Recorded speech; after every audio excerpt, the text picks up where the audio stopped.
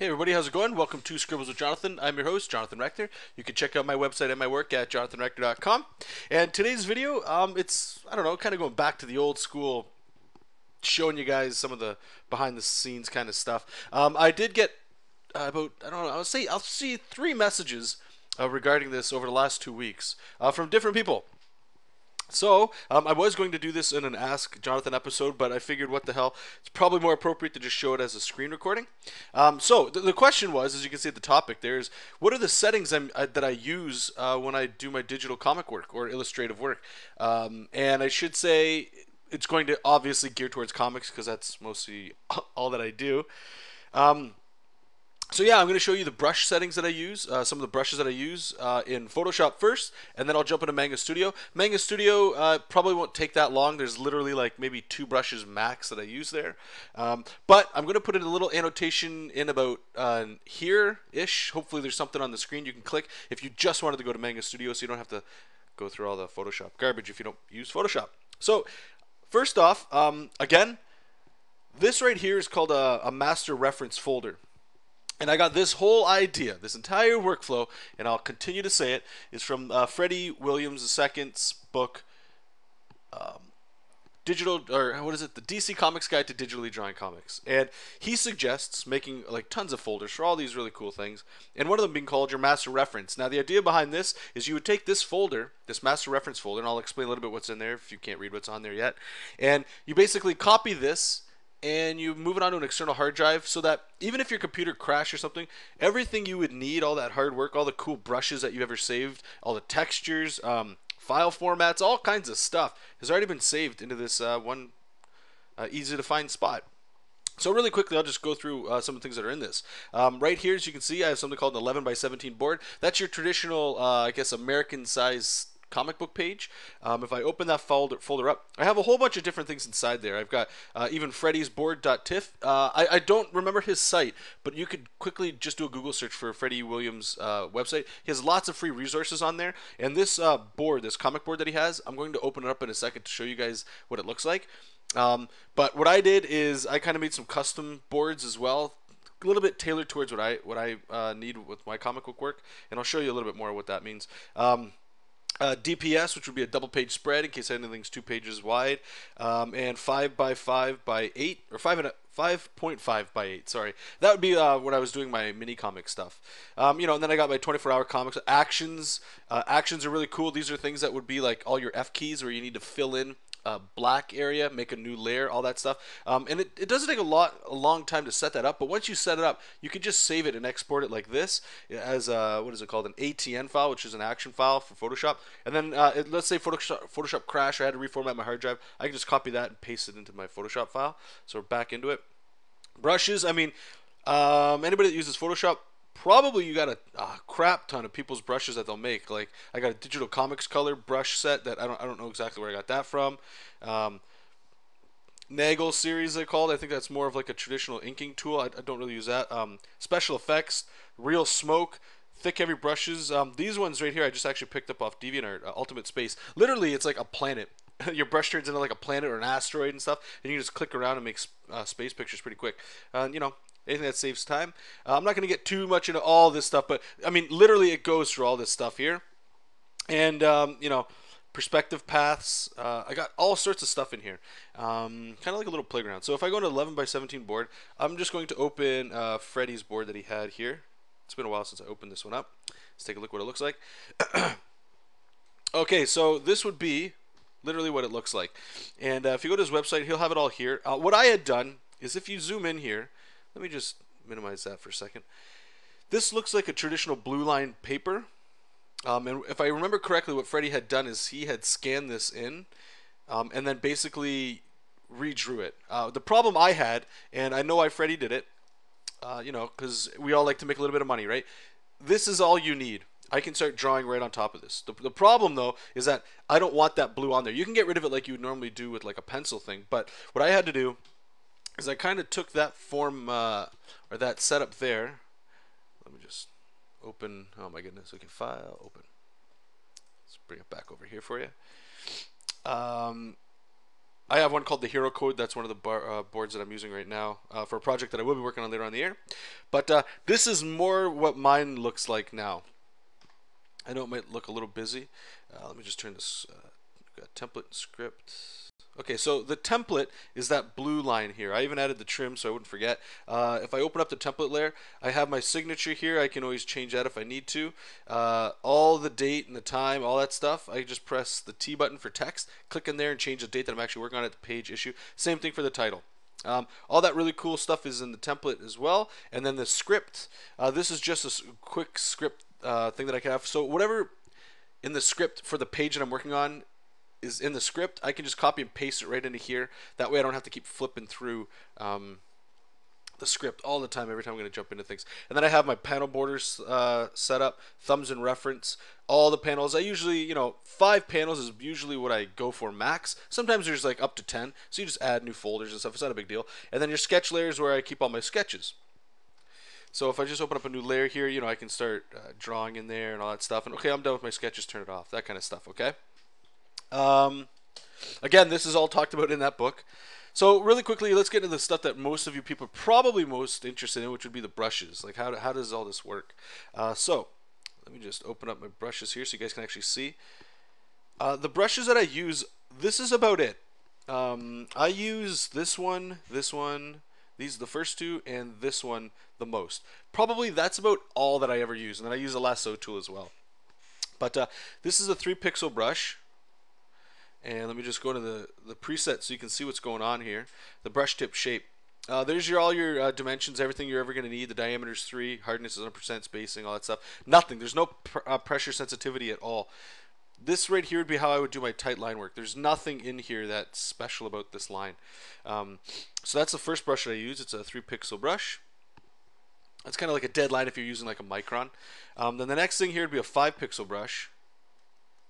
And what this line would be like a contour line. So I'll get to showing you guys what I mean by that. And then the last one here is a 9-pixel brush.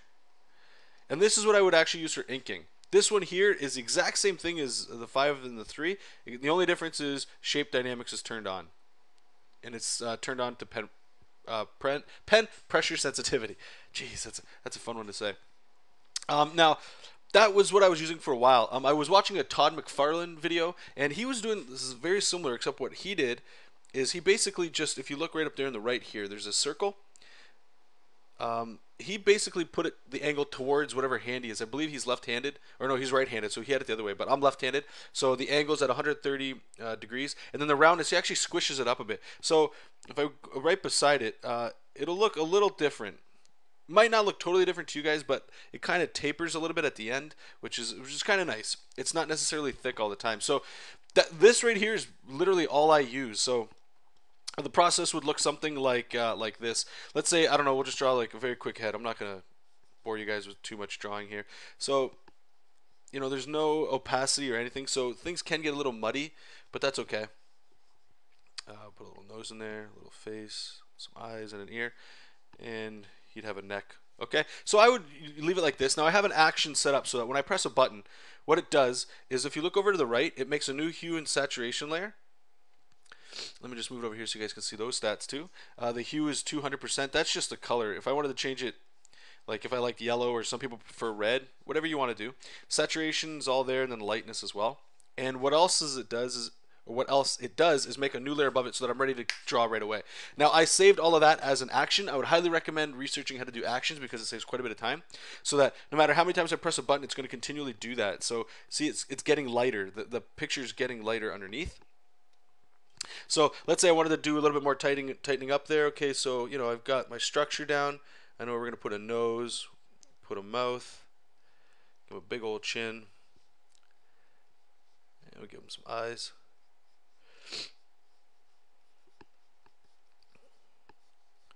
Yeah, we're just tightening up anatomy at this point. I can throw in some extra structure if I wanted to. So it looks good, right? Okay, we're cool. Everything's good. All right, now I know exactly who I want that character to look like, and it's looking fine. So now I press that button again, and as you can see, it's progressively knocking out what was there before. So now I'm ready to draw. So now I'd grab my 3-pixel brush, and this would be my dead line, like I said. this is the tool that I would use to get all my key information down that I need. I don't render with this. I'll show you the rendering in a second. What I'm doing here is I'm basically picking up all the lines that I want to have to take into the last little image here. One thing I will say too is, see how there's like lines right here that I'm leaving open? You don't have to worry about connecting all your lines at this stage, because once we get into doing the contour line, which is the next step, all of that will be addressed, and you'll see right away it's not that big of a deal. We give him some eyebrows. And okay, cool. So he's done. Give him an Adam's apple. Knock in some neck. Yada yada yada. Whatever. Okay, so there you go. You're good. Now I would make a new layer. Usually I would label that one lines, and then the next layer I would name this one. Man, I am all over the place today. Contour line. And this is where I'd grab that 5 brush and just basically redraw over top of it. Just the outline. Now there's some really weird stuff like up in here. Like that's a curve. That's a little hard to draw. So if you hold the shift key and you just click, keep the shift key pressed the whole time, and just do small little clicks. Don't drag the brush. Just click like that. And you know, in this more organic stuff, I like to just actually kind of draw it out. So let me just turn off all the sketch layers underneath. So this is literally it. That's it. That's all it is. And that's the head. He's done. Now the next thing I would do is I would grab that 9 pixel brush that's pressure sensitive. Feel free to change the size of these things too. You're never locked in. And this is where I would start adding in my rendering and, you know, really making it. This is where I would crank on some Slayer or some music, and then just grab a coffee or something and just lose myself in the inking, they like to say, you know. Start worrying about your line weights and your shadows and all that cool stuff. I'm not gonna spend too much time on here, but like that's about it. And you could even go in there and start doing your rendering and all that cool stuff. But that's the whole work process that I have. There are other things like when perspectives involved and all that, but I didn't want to touch too much on that stuff. I just want to show you guys the brush settings. I think that's what you guys are mostly asking me for. So yeah, I don't think there's much else in Photoshop that I could talk about that would be for the brushes. I used to use this one brush down here. Let me see what it is here. And as you can see up in here, it kind of looks like a, I don't know, it's supposed to mimic a pencil tool. I used to use this like if I was to do shading, I'd kind of come in here and be like, okay, how am I going to shade this guy? And I would just do a quick layer over top of him like that. That way I could, you know, rough in where the shading should be, and then I could just spend the time actually doing the shading on him without guessing on like a blank, you know, like a blank surface. I used to also use this brush when I was doing, you know, like figure drawing. It kind of gives it, I don't know, what it is it's like, there's a lot of loose lines in here. So I'm not nailed down to like, you know, drawing like this. This is precision, you know, like that isn't, it's very sharp, it's very elaborate, it's very specific. But if I'm using like this kind of like weird pencil tool, you know what I mean? Like I can, it just feels like there's a little bit more energy in there. And maybe I'll get using this again, but that's the beauty of Photoshop and digital, right? Like you always have access to tools, brush settings and stuff that you might not always get. Traditionally. So then, you know, you'd knock in whatever you wanted to. Give a big goofy smile. Whatever. So there you go. So there's different settings all the time. I think I had one here for like speed lines, but I really don't like using that. Kind of looks a little boring to me. I have no idea why these are here.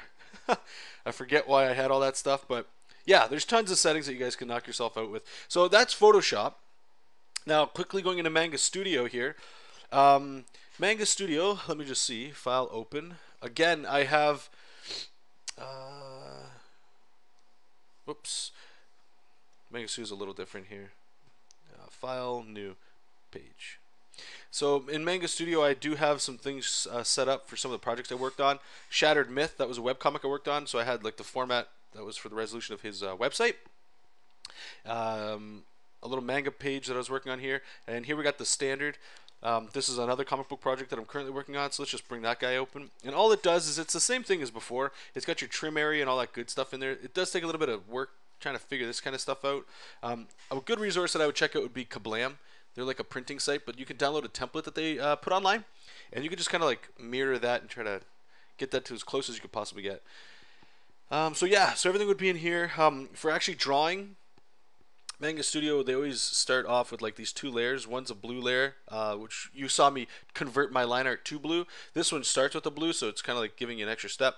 And then the layer to ink, man. And here, all I use really is this tool right here, the pen, and the Maru brush. And there's the settings. The size is 1.5 millimeters. Opacity is 100%. Like literally, that's it. I don't really use the pencil brush to do an underlining thing. You know, if we're gonna do a head again, you might not like working like this because it is, like I said before, a little bit more with precision and stuff. Since it is such a sharp line, you might feel like there's, you know, you're losing life, or, you know, it depends on the tool you like. Some people like to draw with a pencil, some people like to draw with a pen. But yeah, this is just what I've been using. And once I would have all my information in here, get a nose, give him a couple eyes, big stupid smiles. Everybody likes stupid smiles, and a mohawk. Why not? Adam's apple, and then some veins. I usually knock the opacity down just a little bit because I find it a little bit too blue to ink over, and then literally that's it. Like the workflow doesn't change at all. I would probably even do one more step before going into like just throwing in line art. But what Manga Studio does do for me is, instead of working with the markers to get like that dead line art, kind of, I don't want to say pressures me, but it allows me to just kind of work with that 9-pixel brush idea that I would use in Photoshop right away. So I can go in, I can do my rendering right now. The line art's going to look good. And I've talked a little bit about Manga Studio, why I would like to do the transition, because it feels like I'm knocking out a step that I don't really do in Photoshop. Like right away I can jump into the inking here, and it just feels like maybe I'm getting a little bit more speed doing it this way. I have no idea where we're going with this guy. Give him some piercings or something. And then if you just turn it off, you know, like there it is, it's done. But it looks a little different, you know, like the line quality in Manga Studio is, I prefer it. I think it looks much better. But, you know, learning process for everything. I'm not going to spend too much time in there. So I realized at the beginning, I told you guys you could come check out the Manga Studio stuff right at the beginning just by clicking on that link. And there's really not much. There's no special thing about Manga Studio that's, you know, really different. The brush settings are all the same. And I basically just use whatever they give you right away. I haven't really delved too much into getting fancy with Manga Studio because I feel like you don't really need to. You know, it's just kind of, it does what it does. All the tools right out of the box, they're good to go. And I don't know why I'm still drawing this. Okay, so yeah, I mean, that's about it. I guess I could say real quick as well is, let's say I had this layer underneath. Let me just move it over here. And what I wanted to do was very similar to how I would work in Photoshop. I have right here this marker tool, magic marker. Sometimes what I'll do is I'll import a Photoshop image so I can get the size right. Let me just turn that correction off there. And this would be where I would put in that, you know, that line art that I was kind of talking about before, your tight line work before putting in your contour line.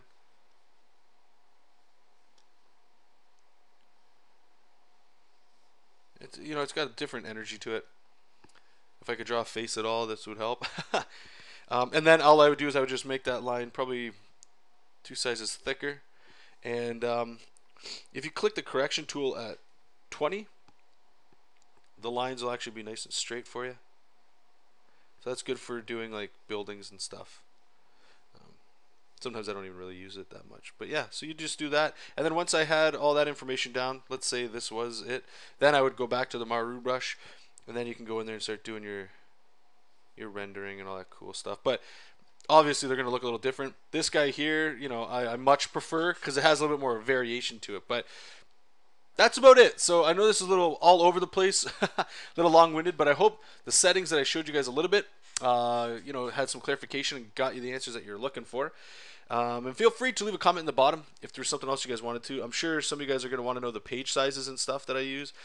So if you want to know that, just leave a comment below, and I'll get working on a video for that. Up until the next video, I think the next one's going to be a little bit more of an instructional one as well. So kind of going back to the anatomy. So if you'd like to leave a comment at the bottom as well of what specific anatomy thing you would like me to tackle and show you guys, feel free to add that in. And until next time, keep reading comics, keep making comics. We'll talk to you next week. Take care, you guys. And don't stop creating. Keep making. Keep working on your projects. Find the energy that you need. Get that stuff done. Because you might want to get it done. You might want to see it. But I'll be honest with you, I want to see your guys' art. I want to see how you guys are coming along. I want to hear your success stories. I want to hear your trouble. I want to hear the path you guys are taking to get where you want to go, okay? And I hope you guys get there and share the process along the way because, you know, I can't be the only one out there that enjoys process. All right, take care, you guys. Talk to you next week. Bye.